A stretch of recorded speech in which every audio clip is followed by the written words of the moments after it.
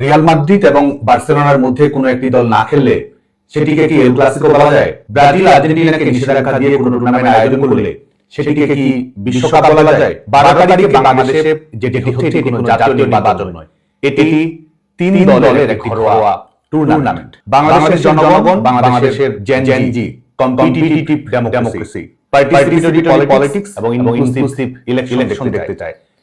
এর প্রধান হলো ইলেকশন। একটি ইলেকশন করার জন্য একটি সরকারকে নিরপেক্ষ হতে হয়। বর্তমান সরকারের একটি সুস্পষ্ট পক্ষপাত ইলেকশন করার জন্য ক্যাপাসিটি থাকতে। বর্তমান সরকারের যেরকম ক্যাপাসিটি আছে তাতে 12 তারিখ ইলেকশন ফেস্টিভাল হবে, মবের গ্র্যান্ড কার্নিভাল হবে। যে কোনো টুর্নামেন্ট আয়োজন করতে হলে সেই টুর্নামেন্টে সকল দলকে খেলতে দিতে হবে। কোন দল আগে চ্যাম্পিয়ন হয়েছে, অংশগ্রহণ করলে আবার চ্যাম্পিয়ন রানার আপ হবে, এজন্য তাকে খেলতে দেওয়া হবে। এটি যদি হয় তাহলে টুর্নামেন্ট বলা যায় না। সকল দলের অংশগ্রহণ না হলে বাংলাদেশে নির্বাচন বলার সুযোগ নেই।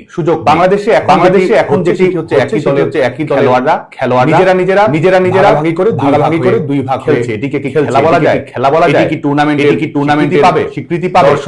দর্শকেরা কি খেলা শেষ পর্যন্ত দর্শকেরা প্রতিবাদ করবে এবং একটা পর্যায়ে প্রহসনের খেলা বন্ধ করে নতুন করে টুর্নামেন্টের আয়োজন 12 তারিখে বাংলাদেশে সেটি হচ্ছে ম্যাচ ফিক্সড ম্যাচ।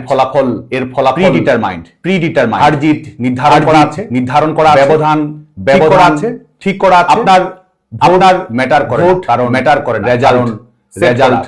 আপনি ভোট দিতে যান আবার না যান, আপনার ভোট দেওয়া অলরেডি 12 ফেব্রুয়ারি প্রহসনের নির্বাচনের বাংলাদেশে কোনো বৈধ কর্তৃপক্ষ এটি হচ্ছে অবৈধ ক্ষমতার রিনিউ লাইসেন্স।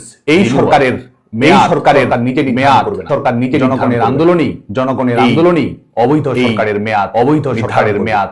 বাংলাদেশের জনগণের সবচেয়ে বেটার জন্য, যে কারণে সবচেয়ে বেটার নির্বাচন হলো নির্বাচন। কাস্টিং ভোটের জন্য এরা উপর আপনার পার্টিসিপেশনের উপর নির্ভর করছে। 12 ফেব্রুয়ারি আইন শৃঙ্খলা সম্পূর্ণ ভেঙে পড়ার সবার জন্য সিকিউরিটি ক্রাইসিস। বাংলাদেশের মানুষ মধ্য দিয়ে ইলেকশনের কি চায়? মধ্য দিয়ে মিনিমাম গণতান্ত্রিকভাবে নির্বাচিত একটা স্থিতিশীলতা চায়, অর্থনীতিশীলতা চায়, এটি চায় অর্থনীতি স্বাভাবিক জীবনের চায়, আইনের গ্যারান্টি চায়। 12 ফেব্রুয়ারির পাতানো খেলার নির্বাচন দিবে না। এর বিপরীতে আমরা যদি তাহলে সেই বয়কট করি, সেই বয়কট এবং শক্তিশালী প্রতিবাদ।